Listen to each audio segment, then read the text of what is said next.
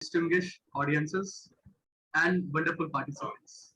I, Pawan Omar, Assistant Professor on behalf of Jagran Institute of Management, extend my warm wishes and congrats for getting assembled to commemorate the birth anniversary of Dr. Sarvapalli Radhakrishnan. So I proudly wish every teachers and faculties a very happy Teachers Day. On this auspicious occasion, I welcome you all to another informative and insightful webinar on the topic Redefining the Role of Teachers in the Digital Era, which aims to reboost the knowledge and experience to interact with our experts. I also want to extend my sincere gratitude to our management and respected director for their infinite inspiration towards conducting these webinars.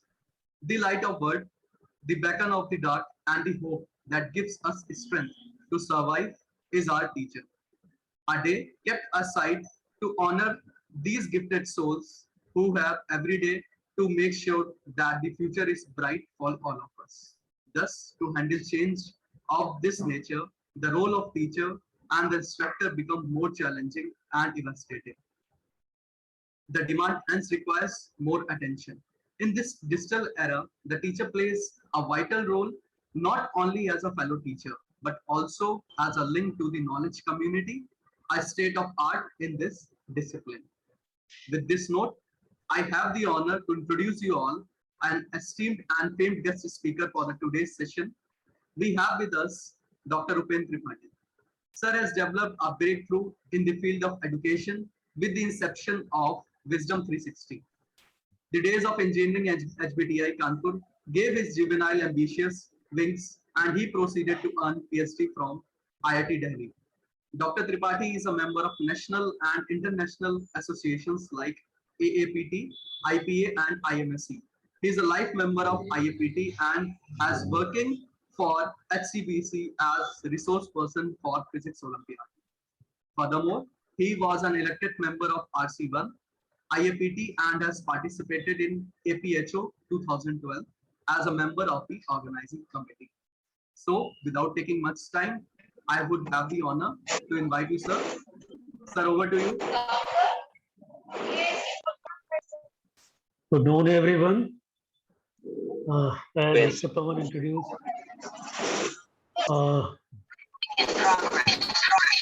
am I audible? Yeah, you are audible, sir. Yes, sir. A very happy Teachers' Day to all of you, although it is a belated happy Teachers' Day, but since we are meeting for the first time, so I take this opportunity to say even today, the happy Teachers' Day.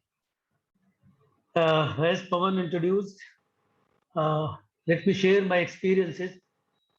Primarily, I am a teacher and in this field for the last 25 years, I have vast experience of interacting with students in the age group of say 12 to 18 or 20, 22 years old. So I think we are complementing each other. The students which I am dealing with and the students which you are dealing with, they are in some aspects overlapping and in some aspects they are detached from each other.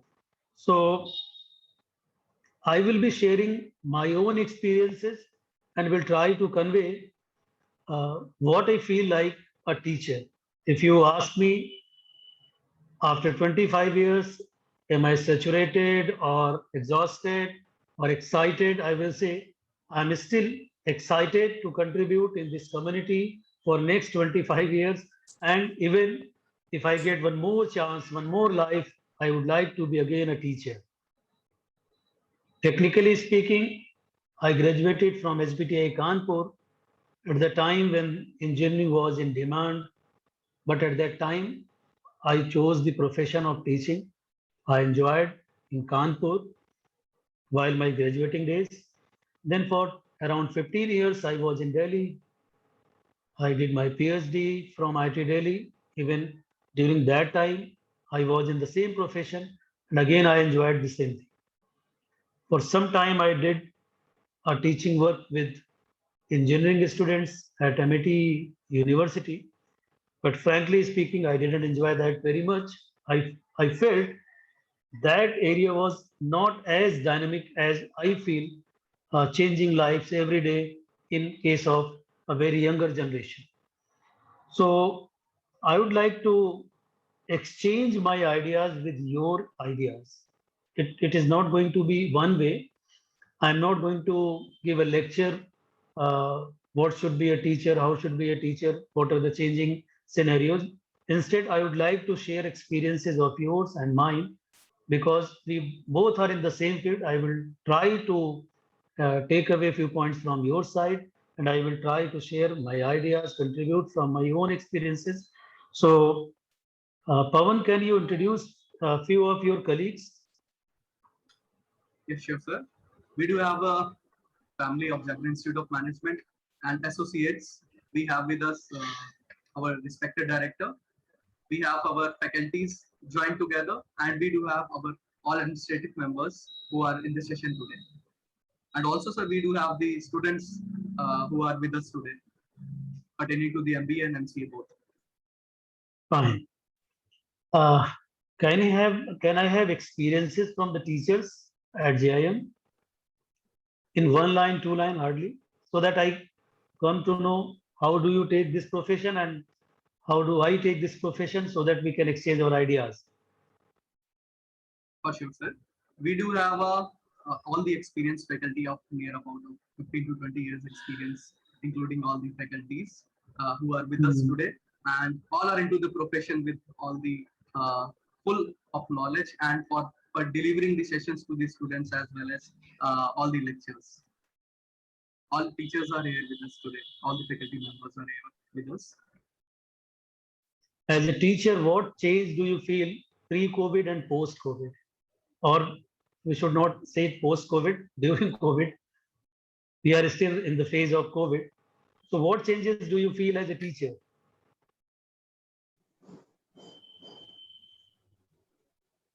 Good morning, Dr. Upendra. Good morning, good morning. Myself, Divya. A very well asked question. So I think I can share some viewpoints over here along with you. In fact, if you would have started the session, towards the end of the session, I would have also liked to discuss the same question with you, that what are the changes you feel that teachers are experiencing during pre and post-COVID.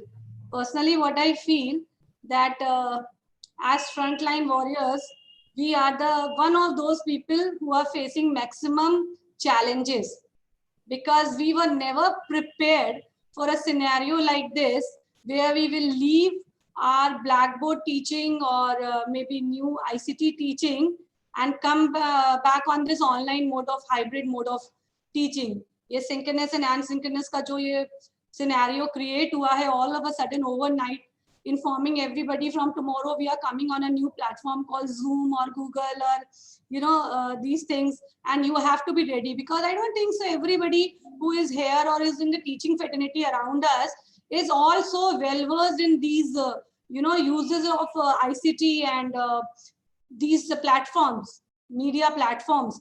So I think the biggest challenge that happened, and we as frontline warriors have actually taken that challenge, have come over with the best of the performances, is that we have learned, and without training we have made our teachers, we have given a challenge to our teachers to perform in best of their manners. Because हर चीज का training दिया जाता था, चाहे corporate में हो चाहे education में हो, कुछ भी नया इंट्रोड्यूस करते वक्त एक ट्रेनिंग पीरियड होता था. शायद हम में से किसी ने भी वो ट्रेनिंग पीरियड नहीं पास किया और हम सब डायरेक्टली एक्सपोज हो गए. So I think the biggest challenge, well accepted, well performed and well done by teachers, is that we have suddenly switched ourselves to this hybrid mode and online mode of teaching. Rest, I think you are the master to give more insight into it. Thank you, Divya ji, बहुत अच्छी बात आपने की और teachers must get huge appreciation for this because रातों रात अपने आप को change करना. और I feel I take it positive because for teaching fraternity or education sector in general, I am taking very positive things from this COVID phase because they have this phase has made our teachers more smart. They have discovered themselves. They have innovated so many things. So even I see so many new areas which are going to affect this profession. Even if I say education is a big industry nowadays, that is going to change very fastly that is going to change, and we should all be ready for the same. Like मैं एक छोटा सा example देना चाहूंगा. Teachers possibly जानते होंगे कि जैसे एक सिंपल सा लाइट बल्ब है, टॉर्च लाइट है. कैन यू गेस कि एक टॉर्च की लाइट कितनी डिस्टेंस तक जा सकती है? आई एम बेसिकली फिजिसिस्ट, सो मेरा एग्जांपल थोड़ा सा उससे रिलेटेड होगा. वी ऑल नो कि अगर हम एक टॉर्च की लाइट को सामने प्रोजेक्ट करेंगे, that hardly goes meters, 2 meters, 5 meters, 10 meters. But अगर हम एक लेजर लाइट को प्रोजेक्ट करेंगे, that may go up to thousands kilometers. क्या डिफरेंस है दोनों में? What is the difference? I will try to relate that difference, और I will try to get that positive thing from that example. कि in case we are working individually, randomly, हम शायद contribute नहीं कर पाते हैं in this profession. Teaching profession में कभी कभी हमको ये लगता है कि यार हम क्या कर रहे हैं, हम अकेले क्या कर सकते हैं.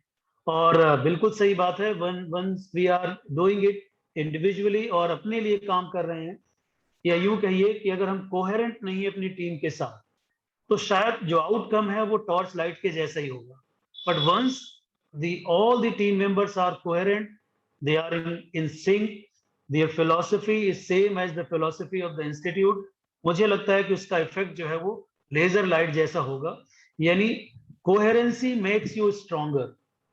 आप अगर आपस में कोहेरेंट हैं, अगर आप अलाइंड हैं, आप सिंक्रोनाइज्ड हैं, तो मुझे लगता है वो इम्पैक्ट बहुत दूर तक जाता है. तो मैं तो इस कोविड फेज के बाद जो टीचिंग है, थोड़ा सा मैंने जो अपना एक्सपीरियंस देखा है, मुझे नहीं पता कि आप लोगों का क्या एक्सपोजर है, मैं भी उसको शेयर करना चाहूंगा, जानना चाहूंगा. बट बहुत कुछ बदल गया है, बहुत कुछ बदल गया है, और बहुत कुछ बदलने वाला है. लाइक टेक्नोलॉजी, मुझे उम्मीद है कि आप शायद जो आज की नई एडटेक कंपनीज हैं उनके बारे में जानते होंगे, जितनी तेजी से उन्होंने पूरे सीन को चेंज कर दिया है. तो आज और कल की अगर हम बात करें, बीते हुए कल की बात करें, सो पहले टीचिंग का पर्पस कुछ ऐसा होता था कि we were given a curriculum, हमको उस करिकुलम को डिलीवर करना है, and the students are coming to learn that thing. और उस चीज को सीखने के बाद मुझे नहीं लगता था कि इंटीग्रेटेड इतना इंडस्ट्री थी पहले. तो जस्ट एक रोट लर्निंग जो हमारे ऊपर टैग लगा हुआ है इंडियन एजुकेशन सिस्टम के ऊपर, कि we are something doing something like rote learning, कि साल भर कुछ चीज हमने खाई चबाई और जाकर के end of the day last 1 week में या 2 वीक्स के अंदर हमने उसको डिलीवर कर दिया, और that is not going to pay in the longer run. अब आप ये देख करके चलिए कि मुझे ऐसा लगता है कि जो स्टूडेंट्स हैं, they are learning from so many areas. जैसे एक बहुत पॉपुलर मूवी आप सब जानते हैं, 3 इडियट्स की, जहाँ पे एक डायलॉग है कि भाई हर कमरे में ज्ञान बट रहा है, जहां मर्जी वहां जाके ले लो. बट आज हम उस चीज को देख रहे हैं कि वो चीज बिल्कुल क्लियर कट हो रही है. आज की डेट में ऑनलाइन जो सिस्टम है वो इतना स्ट्रांग हो गया है कि बच्चों के पास लर्निंग के एवेन्यूज बहुत ज्यादा बढ़ गए. हम ये नहीं कह सकते कि बच्चे पढ़ना नहीं चाहते हैं, ये नहीं कह सकते स्टूडेंट्स लर्न नहीं करना चाहते हैं, बल्कि मैं प्रो स्टूडेंट माइंडसेट का व्यक्ति हूँ. I have been working with corporate education institutions for more than 20 years, और ये हमारी शायद डिमांड या नीड या रिक्वायरमेंट हुआ करती थी कि you have to be pro students. But मैंने इसको कभी इंस्टीट्यूशन की डिमांड के तौर पे नहीं लिया, या हमसे इंस्टीट्यूट कह रहा है कि आप बच्चों की केयर करके चलो, बच्चों का ख्याल करके चलो, they are pay masters, we have to provide services to them. मैं इस माइंडसेट का कभी नहीं रहा. मुझे ये लगता है कि एक्चुअली स्टूडेंट और टीचर का रिलेशन जो है वो 1-to-1 एक सेम प्लेटफॉर्म पे, सेम लेवल पे है. बेशक when we are delivering, we are at higher potential as compared to them, but it's a two-way communication. I have taken so many things from my students जो उन्होंने मुझे सिखाया है, और आपको और हमको ये कहीं ना कहीं बिलीव करके चलना पड़ेगा कि स्टूडेंट्स जो हमसे यंगर जनरेशन है वो हमसे स्मार्टर भी हैं, वो हमसे नॉलेजेबल हो सकता है ना हो ज़्यादा, बट उनके पास जो आइडियाज़ हैं वो हमसे बेहतर है। उनके पास इवन एग्जीक्यूशन हमसे ज़्यादा फास्ट है। उनका उनका जो एप्लीकेशन है वो हमसे कहीं ज़्यादा कम डरने वाला है, कहीं ज़्यादा डेयरिंग है। तो as a teacher and as a business person what I understand कि लाइफ में अगर आप एप्लीकेशंस में जा रहे हैं तो आपको डेयर भी करना होगा, आपको बाइनरी सिस्टम से बाहर आना होगा, फेल और पास के बाइनरी सिस्टम से बाहर आना होगा, क्योंकि जिंदगी बाइनरी नहीं है, जिंदगी जो है वो बहुत अच्छे से फजी है, जहाँ पे आपको इन दोनों के बीच भी रहना पड़ सकता है। तो अगर हम स्टूडेंट्स को इस मोड में लेकर के चलते हैं कि ये टू वे प्रोसेस है, और अब कम से कम वो चीज हमारे सामने आ चुकी है, डिजिटल एरा है, ये हार्डकोर डिजिटल एरा है, और पिछले 5 साल में या पिछले 2 साल में जो चीजें बदल गई हैं वो पिछले 10 साल में शायद ना बदली। अगले 2 साल में जो चीजें बदलने वाली हैं वो शायद आपने इमेजिन भी ना किया हो, हमने इमेजिन भी ना किया हो। तो मुझे ऐसा लगता है कि इस एज में, इस एरा में जो बच्चे हैं वो वेल अवेयर हैं बहुत सारी चीजों से। इवन जो चीजें हम उनको डिलीवर करना चाहते हैं, मे बी उनका रफ आइडिया उनको पहले से हो, they are knowing the things. So अब टीचर को जो सबसे बड़ा रोल मुझे नजर आता है, पोस्ट कोविड फेज जो होगा हमारे लिए, we are going in hybrid mode of education. Offline भी होगा, ऑनलाइन भी होगा। ऑफलाइन में अगर हम पुरानी बातचीत करते हैं तो शायद हमारा जो मेजर रोल हुआ करता था, जा रहे हैं आप, 50 बच्चों की क्लासेस हैं और 40 से 50 बच्चे बैठे और आपने एक लेक्चर डिलीवर किया और उन्होंने उसको एक्सेप्ट किया, नोट्स लिए और पढ़ाई की और चले गए। शायद चीजें बदलने वाली हैं। हम एक ऐसे एरा में हैं जहां पे लिटरली हमको ये ख्याल करके चलना है कि there is nothing like free. कुछ भी फ्री में नहीं आने वाला है। हर मॉडल सस्टेनेबल होना चाहिए। एक इंस्टीट्यूशन अगर सस्टेन करेगा तो डिलीवर कर पाएगा, या उल्टा बोलूं कि डिलीवर करेगा तभी सस्टेन कर पाएगा, और जब सस्टेन करेगा तब हमारी आपकी जरूरत होगी। तो फर्स्ट ऑफ ऑल हमें ये ख्याल करके चलना है कि वी मस्ट आइडेंटिफाई कि हम किस इकोसिस्टम में काम कर रहे हैं, किस डोमेन में काम कर रहे हैं। सो टीचर्स के तौर पे आपको ओनरशिप लेनी चाहिए। मैं एक टीचर किसी इंस्टीट्यूशन का पार्ट अगर हूं तो मैं ये माइंडसेट से काम नहीं करना चाहूंगा कि उस इंस्टीट्यूशन ने मुझे एक्स काम करने को कहा और मैंने उस काम को उनके अकॉर्डिंगली परफॉर्म करके उनको दे दिया। That is fine, that is required, वो हमारा जॉब प्रोफाइल है, हमें करना चाहिए। बट उसके अलावा मैं एक स्टेप आगे जाने की कोशिश करूंगा और टीचर्स को अपनी तरफ से मैसेज देने की कोशिश करूंगा कि उनको इंस्टीट्यूशन को ओन करना पड़ेगा। यानी आपको ये मान के चलना पड़ेगा कि आप किसी भी इंस्टीट्यूशन का पार्ट हैं, वो इंस्टीट्यूशन आपका इंस्टीट्यूशन है। आप अपनी लाइफ का एक बहुत इंपॉर्टेंट पार्ट उस इंस्टीट्यूशन को दे रहे हैं, क्योंकि लाइफ का पार्ट आपका है। वो बेशक वो शेयर्ड है, वो बहुत से लोगों के साथ एक फेज में कोहेरेंट है या एक फेज में वो कॉमन है, बट एक्चुअली हम अपनी लाइफ का एक इंपॉर्टेंट सेगमेंट एक इंस्टीट्यूशन को दे रहे हैं। तो अगर आप ओनरशिप नहीं लेंगे तो आपका वो लाइफ का पार्ट शायद वो इंटरेस्ट आपको नहीं दे पाएगा, वो पैशन आपको नहीं दे पाएगा जो आप खुद के काम के लिए या अपने लिए महसूस करते हैं। तो मेरी जो पहली आपके लिए जो मैसेज होगा या मेरा एक्सपीरियंस शेयर करने की बात होगी, सो मैं ये कहूंगा कि ओनरशिप सबसे जरूरी चीज है। एक टीचर के लिए ये मान के चलना कि ये इंस्टीट्यूशन उसका अपना है, it will help you to work in a better way, पहली चीज।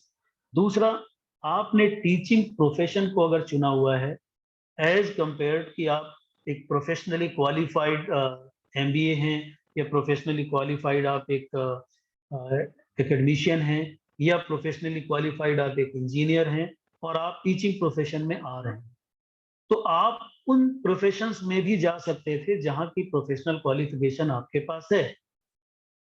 उन प्रोफेशंस को छोड़ करके अगर आप टीचिंग प्रोफेशन में आ रहे हैं तो मुझे क्या लगता है कि आपको इस प्रोफेशन को भी एक हिंदी का जो शब्द है आत्मसात करना पड़ेगा, वाइब करना पड़ेगा।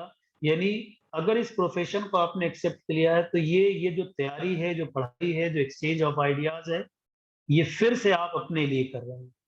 यानी मुझे ऐसा experience, I don't mind to share this, मैंने बहुत सी ऑर्गेनाइजेशंस के साथ इंटरेक्ट किया, इवन काम किया। मैं ये महसूस करता हूँ टीचिंग फ्रेटर्निटी में, क्या वजह है मुझे नहीं पता है, कि वो एक डिटैचमेंट कभी कभी ऑर्गेनाइजेशन के साथ महसूस करते हैं कि ये तो इनका काम है, I am here for 4 hours, I am here for 8 hours, और ये काम मिला है मुझे और ये मैं कर करके आगे चला जाता हूँ।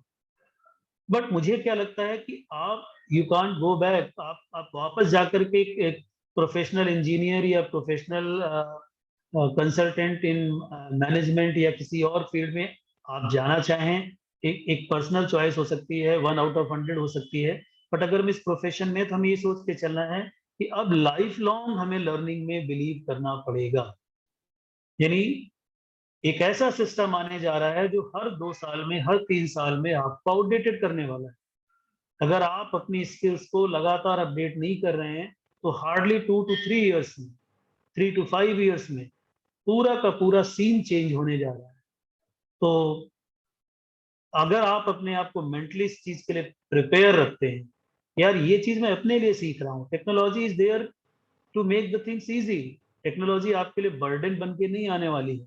यानी मैं ऑलरेडी एक टीचिंग कर रहा हूँ, मुझे ऑलरेडी एक लेक्चर प्रिपेयर करके देना है, I have to interact with the students, उनकी टीचिंग करनी है, उनकी एवेल्युएशन करनी है, उनकी और 4 चीजें मेंटरिंग करनी है, और उसके बाद मुझे टेक्नोलॉजी में भी टाइम देना पड़े। नहीं जी, हम ऐसा नहीं करना चाहेंगे। तो I don't believe so, technology is going to help you. आप जो काम महीनों में कर रहे हैं, टेक्नोलॉजी आपको मिनटों में करके दे रही है। Yes, rolling phase will be difficult, जो चेंजिंग फेज है दैट विल बी डिफिकल्ट, किसी भी नई चीज को अडॉप्ट करने में दिक्कत तो होती है। बट जैसा मैम ने कहा कि हम फ्रंट लाइन वॉरियर्स हैं, तो एक ये एक्सपीरियंस भी हमने किया है, तो वो हमारी स्किल को लाइफ लॉन्ग स्ट्रॉन्ग करने के लिए हमें ये अल्टीमेटली कंट्रीब्यूट करने जा रहा है। इसमें किसी और का फायदा बाद में है, पहले हमारा फायदा है। तो जैसे सबसे पहले मैंने इसमें एक चीज ऐड करने की कोशिश की है कि मुझे लगता है कि अब टीचर्स का रोल चेंज होने जा रहा है। Now you have to be like curator, की अब जाकर क्लास को एड्रेस करने जा रहे हैं, वहां पे ऑलरेडी लोग अवेयर हो, ऑलरेडी उस चीज को उन्होंने पढ़ा हो। सो बल्कि there is a good opportunity for all of us as a teacher.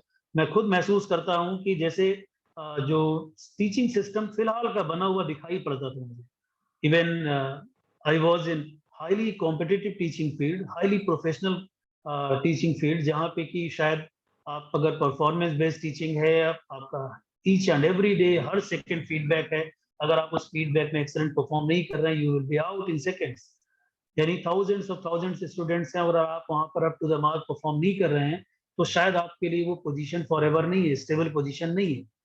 So even in that highly competitive teaching profession, मैंने एक गैप महसूस किया कि बीइंग अ टीचर, जो आपको पसंद है, जो आपको अच्छा लगता है, जो आप अपने बच्चों के साथ शेयर करना चाहते हैं, just because of binding of curriculum, just because of binding of time schedule, slot, syllabus, everything, हम बच्चों के साथ को फ्री एक्सचेंज नहीं कर पाते, बिकॉज शायद most of the students are dependent on us, वो हम पे डिपेंडेंट है और हम जो कह देते हैं वही उनको अच्छा लगता है, they have to follow that thing.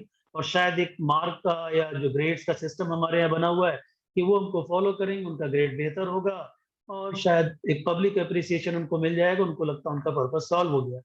But things are going to change now. इतना हाई क्लास कंटेंट इंटरनेट पे फ्री सोर्स वेयर के तौर पे पड़ा हुआ है, इवन टीचर्स के तौर पे भी हम उसको अपनी स्किल्स को अपग्रेड करने के लिए वो हमारे चीज सामने फ्री के तौर पे पड़ा हुआ है। तो इन केस अगर हम उन चीजों से अवेयर नहीं है कि हमारे स्टूडेंट्स इन चीजों के साथ कितना कनेक्टेड हैं, तो मे बी हम क्लास में जाएं और हम रेपिटेटिव नजर आए, स्टूडेंट्स हमसे कनेक्ट ना हो पाए। So we have to be like curators, that means we have to select the content कि हम ये कॉमन कंटेंट क्या शेयर कर पाए। एंड नाउ टीचिंग फ्रेटर्निटी के लिए बहुत अच्छी बात होने जा रही है कि शायद हम बच्चों को नॉलेज की एक्सचेंज में शामिल कर पाए। हम उनसे पूछ सकते हैं कि ठीक है, आज टुडेज एजेंडा इज दिस, से क्वांटम फिजिक्स का हम ये पार्ट डिस्कस करने जा रहे हैं, या हम कोडिंग में this aspect we are going to discuss, या मैनेजमेंट में आज जो कंटेम्प्रेरी प्रैक्टिसेस हैं इनकी बात करने जा रहे हैं। तो चलिए, आपका अपना क्या आइडिया है, अपना क्या आइडिया है? इसका मतलब ये है कि शायद हम ये जान पाए कि हमारे बच्चे भी उन चीजों के साथ कितना अवेयर हैं, वेल वर्स्ड हैं, और then we can convert that classroom into a classroom of discussions, a classroom of sharing ideas, a classroom of collective thinking, a classroom of collective knowledge. तो मुझे लगता है कि वो टीचिंग, जो रोट लर्निंग बेस्ड टीचिंग का tag लगाने की वजह से हमारे सारे हार्ड वर्क को खराब कर देती है। शायद वो एक न्यू जनरेशन को आगे लाने में हमारी हेल्प करे, जहाँ पे हम थिंकर्स पैदा कर पाए, जहाँ पे हम लीडर्स प्रोड्यूस कर पाए और वो डिसाइड कर पाए कि हाँ ठीक है, लाइफ में फेल होना भी उतना ही इम्पोर्टेंट है जितना कि अच्छे ग्रेड्स लाना। Because each and every day आपको अपनी उन अचीवमेंट्स, अपनी उन क्रेडेंशियल्स, उन अपनी सर्टिफिकेट्स, उन डिग्रीज के साथ बाहर आकर के फेल होना है, आपको ट्राई आउट करना है। और हम अगर उनको ये एक टीचर के तौर पे, एक मेंटोर के तौर पे ये सिखा पाए कि फेल होना कोई बहुत खराब बात नहीं, ट्राई ना करना उससे ज्यादा खराब बात है। आप ट्राई करिए, आप फेल हो जाइए, फिर कुछ नया ट्राई करिए, फिर फेल हो जाइए, कोई दिक्कत नहीं है। बट आप आइडेंटिफाई करो कि आपके डोमेन से और जो डिमांड है उनमें कहाँ पर जो चीजें हैं वो सिंक कर रही हैं, जो आपको हेल्प करेंगी, और जहाँ पे आपको लगता है कि नहीं ये आपका डोमेन है, you are the leader, you can deliver the new. तो मैं थोड़ा सा आप लोगों से पूछना चाहूंगा कि JIM यानी जागरण इंस्टीट्यूट ऑफ मैनेजमेंट, जो हमारे पास स्टूडेंट्स आते हैं उनका किस रीजन से, किस एरिया से आते हैं?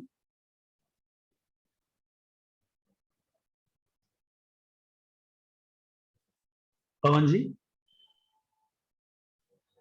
Sir once we are talking about कि एडमिशंस या जो हमारे स्टूडेंट्स है या जो हमारा एक्सपोजर है या जो हमारे प्रोस्पेक्टिव स्टूडेंट्स हैं, सर हम लोग के कानपुर रीजन, कानपुर के आसपास के region, we do have the versatility of all the regions around and associated to Kanpur. तो कानपुर के आसपास के जितने भी लोकेशंस हैं, स्टूडेंट्स वहां से आते हैं हमारे पास, चाहे वो MBA स्ट्रीम हो चाहे वो MCA स्ट्रीम हो, दोनों के।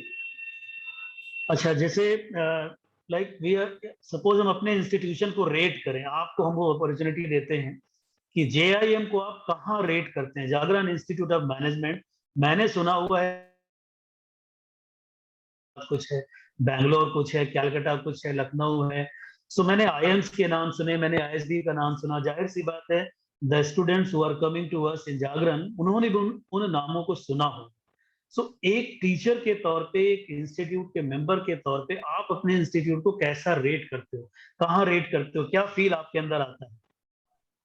Sir, if we are talking about as a rating for our institute as a member and faculty of the institute, it is ranked among the top institutes amongst the Kanpur and for the India level even. And moreover, जो हमारे admissions fall हैं या हमारे जो footfall है students की, वो इसीलिए आती है क्योंकि we used to deliver the things which we used to convey them for the admissions or type of quality or education. So it is ranked for that purpose and ranked among the top. My question was different, I'm asking it again. Upendra, I'll add it to what Pawan was saying, like what you were asking. See, if somebody has to rank my institute rank amongst the best of the North India institutes and among the UP. One of the reasons why is that we are actually a part and parcel of Dainik Jagran newspaper, a very famous, well-known media house. And what we deliver is actually not as a business. We are not into education for the purpose of making, as a part of the business. There are two things. There is always an institution which works as an institution for taking it as a business. But what we do over here is, it's a part of our corporate social responsibility, that what we have to deliver back to the society, So when it comes to us saying who we are or what we do, I prefer, rather than we speaking, I prefer that when students also come to us or their parents also come to us to understand that what teaching methodology we adopt, how do we teach, who is in the bucket of our faculty, what is the admission process, how is the placement rate, then we try to make them peep into the actual facts and figures. We are an institute which has very well sailed during this COVID time with full placements, and even not only full placements, with international placements also. Our team has made tremendous efforts. There have been more than 45 companies coming to the campus. So nevertheless, it's less word spoken, more action seen. It goes in this manner. Right. Upinji, like you were discussing and highlighting a lot about what is the role of teacher and how the scenario is changing. I was just, while listening you, a question came to my mind to ask from you, whether you really think that you really think that the type of efforts teachers are putting in today are being acknowledged, gratitude, or recognized in the same manner as it was done decades back. You know, the teachers are not the people who have just come up. गुरु तो हमेशा से रहा है, गुरु की महिमा तो हमेशा से रही है. हम आज इसे टीचर्स डे अपने देश में कहते हैं, लेकिन गुरु पूर्णिमा हम सेलिब्रेट करते हैं टीचर्स के एफर्ट्स को रिकॉग्नाइज करने के लिए, प्रेज करने के लिए. इवन टीचर्स डे में हमें कोई विश करे ना करे, हम जाके अपने गुरु को जरूर विश करते हैं. तो आपको क्या लगता है, क्या ये एक सिनेरियो कुछ चेंज हुआ है? बहुत बहुत अच्छा क्वेश्चन आपने किया, और मैं मे बी इसका डिफरेंट लोग डिफरेंट तरीके से आंसर करें. मैं बहुत ऑप्टिमिस्टिक आदमी अपने आप को मानता हूं और कोशिश करता हूं कि मुझे हर चीज में पॉजिटिव दिखे. मुझे नहीं पता कि आपका क्या अप्रोच है या क्या आपने सोचा है, बट हाँ, आज की डेट में मैं इस फ्रेटर्निटी के साथ बहुत बड़े नंबर में इंटरेक्ट करके जो महसूस करता हूँ, अब तो बोथ वे ऐसा महसूस होता है कि टीचर से फील करते हैं कि शायद वो जितना मेहनत करते हैं, जितना वो ऑनेस्टली चीजें डिलीवर करते हैं, और बल्कि जो बहुत रफली मैं बोलूंगा कि जो teachers are literally underpaid nowadays. मैं किसी दूसरी इंडस्ट्री से अगर कंपेयर करूंगा तो जो एक मास, एक जो फोर्स, मेरा एस्पेक्ट भावना को समझने का था कि नहीं, मैं वहीं पे आ रहा हूँ. मैं बस वहीं पर आ रहा हूँ. एक मिनट का टाइम दीजिएगा. जैसे मैंने कहा कि बोथ वे है. एक तो हम पिछले 20 साल या 25 साल पहले जब हम स्टूडेंट हुआ करते थे, तब अगर हम उससे और आज को कंपेयर करें तो हम एक तो दो डिफरेंट एरा है, हमें कंपेयर नहीं करना चाहिए. उस दौर में एजुकेशन अलग थी और आज के दौर में एजुकेशन अलग है. उस दौर में एजुकेशन स्टेट स्पॉन्सर्ड थी, इंस्टीट्यूशन ज्यादातर गवर्नमेंट के थे या स्टेट के स्पॉन्सर्ड इंस्टीट्यूशन थे. आज एक बहुत बड़ा चंक एजुकेशन में प्राइवेट इंस्टीट्यूशंस का है, कॉरपोरेट स्पॉन्सर्ड. जाहिर सी बात, मैंने बहुत पहले ये पॉइंट रेज किया कि अगर कोई, ठीक है, जागरण का ये कॉरपोरेट सोशल रिस्पॉन्सिबिलिटी है, तो मैं उसको स्टेट कैटेगरी में ले लूंगा कि चलिए ठीक है, यहाँ एक मकसद दूसरा है, आपका पर्पस सोसाइटी को गिव बैक वाली बात है. बट अगर हम बात करेंगे तो जो मेजर परसेंटेज है, वो परसेंटेज कहीं ना कहीं इंस्टीट्यूशन की वायबिलिटी पे डिपेंड करता है. तो अगर टीचर्स को हम एक सोर्स मानते हैं उस इंस्टीट्यूशन को सस्टेन कराने का, तो वो दोनों तरफ से थोड़ा सा एक गैप नजर आता है. टीचर्स, मैंने कहा अंडरपेड का मतलब ये है कि अगर हम प्राइवेट या गवर्नमेंट इंस्टीट्यूशंस की बात करेंगे तो आपको बहुत सारे मीम्स मिल जाएंगे, बहुत सारे गैप वहां नजर आ जाएंगे कि उनकी जो सैलरीज है, अगर हम कॉर्पोरेट के रिस्पेक्ट में देखें तो शायद वो मैच नहीं. इसके बाद भी क्योंकि वहां पे लगाव उनका बच्चों के साथ भावनात्मक है, जब एक टीचर एक बच्चे के सामने होता है तो वो ये महसूस नहीं करता है. जैसे मैं अगर किसी क्लासरूम में जा रहा हूँ तो मेरे दिमाग में उस समय तो बिल्कुल भी नहीं आएगा कि मेरी सैलरीज क्या हैं, मेरी वर्किंग कंडीशंस क्या हैं. उस समय तो सिर्फ एक भाव है कि मैं टीचर हूँ और इस बच्चे की लाइफ, इसका फ्यूचर मेरे साथ जुड़ा हुआ है. तो मुझे लगता है कि टीचर्स का माइंडसेट जो पहले था वो आज भी मे बी वो रिकॉग्नाइज नहीं हो पा रहा हो, मे बी वो चीजें लोग फील नहीं कर पा रहे हो. मुझे टीचिंग फ्रेटर्निटी में बहुत गैप नजर नहीं आता है. हाँ, एक दौर ये नया जरूर दिखता है, यंग जनरेशन टीचिंग में काफी ज्यादा है. यंग जनरेशन टीचिंग में काफी ज्यादा है. उनका अपना तरीका है सोचने का लाइफ का, उनका अपना तरीका है डिलीवर करने का, उनका अपना तरीका है इंटरेक्ट करने का. और जो लोग थोड़ा टीचिंग में मैच्योर हो जाते हैं, मैं कहूँगा कि 10, 15, 20 साल हमारी एज में आ जाते हैं, तो उनकी एक्सपेक्टेशंस नए टीचर के साथ बदलने लगती है. मैं उसको जायज नहीं मानता. मैं कहता नहीं, टीचिंग अगर एक्सचेंज ऑफ आइडियाज है तो यंग जनरेशन को उनको अपने तरह से टीचिंग करनी चाहिए. अल्टीमेट एम है कि वो बच्चों तक नॉलेज को पहुंचाएं. एक तो मैं पॉजिटिव देखता हूँ, यंग जनरेशन, मैं आपको अगर बताऊं तो मैंने जिस फील्ड में टीचिंग किया है, इवन लोग सिविल सर्विसेज छोड़ करके उस फील्ड में आए हैं, हाई क्लास कॉर्पोरेट जॉब को छोड़ करके लोग उस फील्ड में आए हैं और उन्होंने आज तक उसको कंटिन्यू किया हुआ है और वो एंजॉय कर रहे हैं। इसका मतलब इस प्रोफेशन में कुछ तो बात है, आज की जनरेशन भी इसको पसंद कर रही है, तो इसका मतलब कुछ तो बात है। तो मैं टीचर्स का जो अप्रोच है उसको पॉजिटिव ले रहा हूँ। हाँ, सोसाइटी में चूंकि दोनों तरह के इंस्टीट्यूशंस हैं, कुछ आपकी तरह वैल्यू बेस्ड चीजों को डिलीवर कर रहे हैं, उनकी रिकॉग्निशन अलग है। बट जैसा आपने एक पॉइंट बोला कि ठीक है, हम एक बिजनेस इंस्टीट्यूशन नहीं है, या हम इंस्टीट्यूशन इस तरीके के नहीं है जिनका पर्पज एजुकेशन में बिजनेस करना है। बट अगर ये लाइन उठ करके आ रही है तो आप भी महसूस करती होंगी कि कुछ लोग हैं जो बिजनेस कर रहे हैं। अगर कुछ लोग हैं जो बिजनेस कर रहे हैं तो उनके साथ भी टीचिंग फ्रेटर्निटी या जो स्टूडेंट्स की फ्रेटर्निटी जुड़ी हुई है। तो जब फीडबैक आएगा तो कलेक्टिव आएगा, कंबाइंड आएगा। तो वहां मुझे लगता है कि शायद वो रिकॉग्निशन उनको नहीं मिल पा रही है, टीचर्स को जो डिजर्व करते हैं वो क्रेडेंशियल्स नहीं मिल पा रहे हैं। उसका एक वजह ये है कि ओवरऑल जो एजुकेशन सिस्टम है वो, उसका माइंडसेट क्लियर नहीं है, वो अचीव क्या करना चाहते हैं उनको क्लियर नहीं है। आप अगर देखें कि जैसे मैं आपको एग्जाम्पल के तौर पे बताऊं, इवन आईआईटीज, आईएम का मुझे नहीं पता है, बट आईआईटीज का नंबर इस समय 20+ हो रहा है, या एनआईटीज हैं, और इसमें से बहुत सारे आईआईटीज इस बात से स्ट्रगल कर रहे हैं कि उनकी XYZ ब्रांचेस नेक्स्ट 2-3 ईयर्स में सरवाइव करेंगे कि नहीं करेंगे।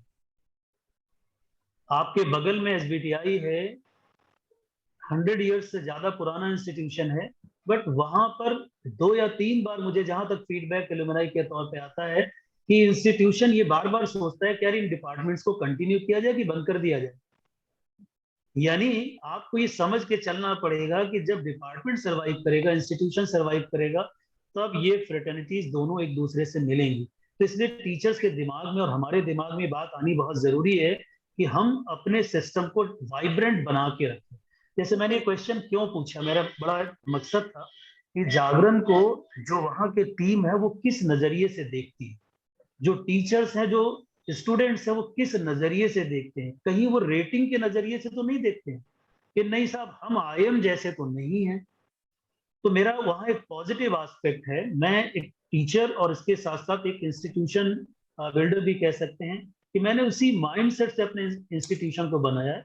हम सोल्यूशन प्रोवाइडर्स हैं, हमें रेटिंग्स में बिलीव नहीं करना है।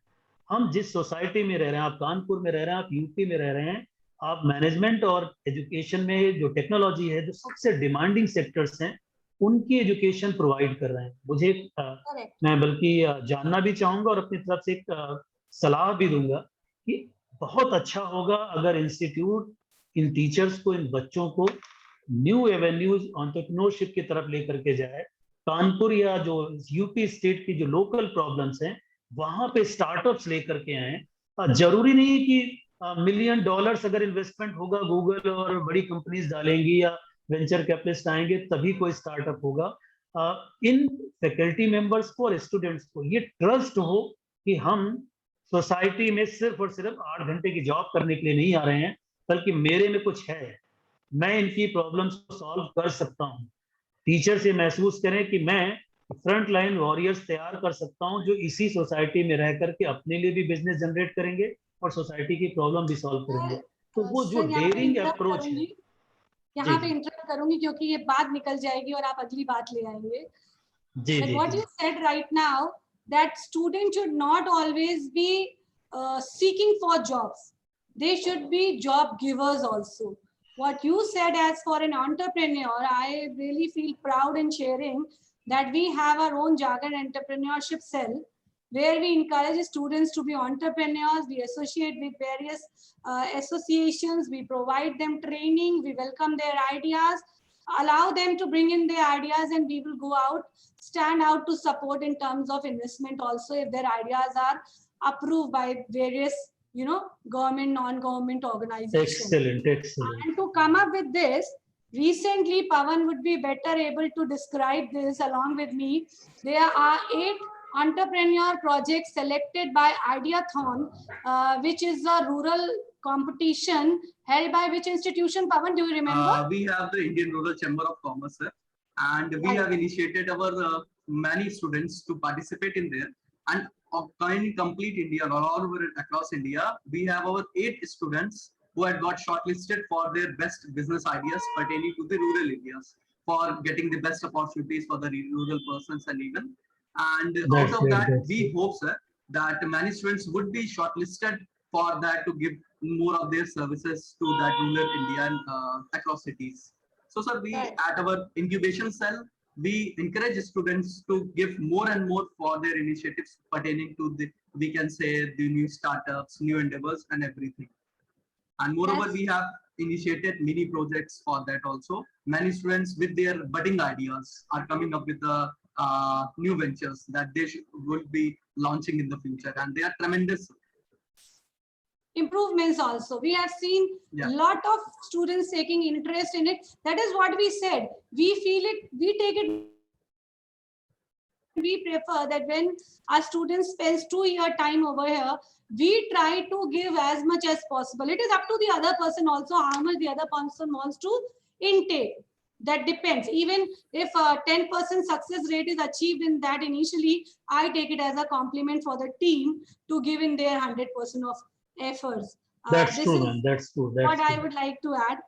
It's Mhm. like, sir, looking into the paucity of time, because at 1 o'clock a session has to start with the students. I would personally like to thank you and wish you a very happy Teachers' Day once again, because Thank you, and to all same to my all of teachers you. over here also, because we all, I think, are the we provide our services to the nation, which is invaluable. We are the builders of the nation, and of course to the futures of the students also. Anything you would like to add, or can we continue our talks for some later time where we can sit and meet, or you can Sure. come again on some sessions? I will definitely come there. Thank you. Right, right. Thank you so much, Upenji. And with this, I would like to just offer a small token of gratitude to you, where through a certificate. Can we have, please, Dr. Anil?